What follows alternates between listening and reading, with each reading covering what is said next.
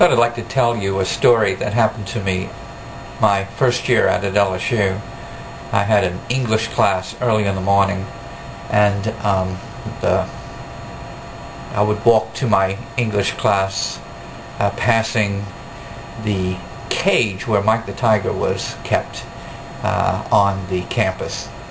And as I walked past the cage, I noticed that one of the doors to the inside part of the cage was ajar. So I walked up to it, very carefully opened the door, and I was looking in the inside of Mike the Tiger's cage. There were bars that were about an inch in diameter, like the old jails from the Western movies, that separated me from the inside of the cage. And I was looking around in there, and I noticed he had a bed that was about 3 feet off the ground with a straw mattress, and there was a place for a water fountain for him to drink from on the inside of the cage.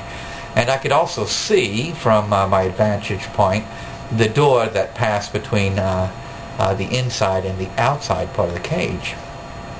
And Mike the Tiger was on the outside and walking around, and happened to turn and notice that I was looking at him through the door to the inside.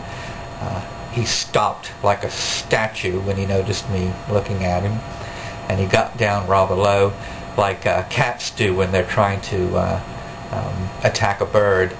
And he walked very, very slowly towards the inside door of the cage, walked inside, and stopped when his face was about 2 feet away from me, and looked me straight into the eyes and went, "Roar!"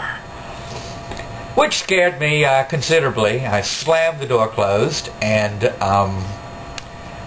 shaking uncontrollably, managed to make my way to the English class.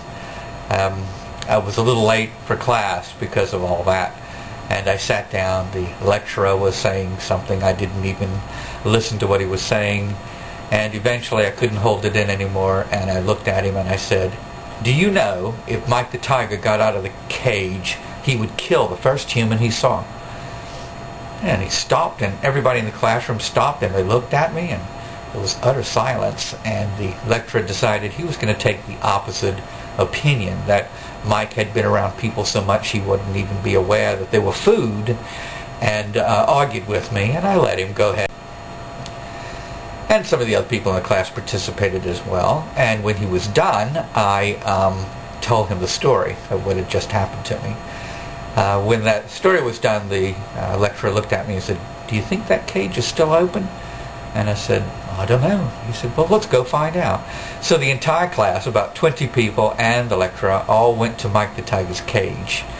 We walked up to the door. It was indeed still open. He opened the door, and everybody was standing behind him. And when he did, Mike the Tiger did exactly the same thing again. He was on the outside of the cage, crouched down, walked all the way up to the bars where we were, and went, "Rawr!"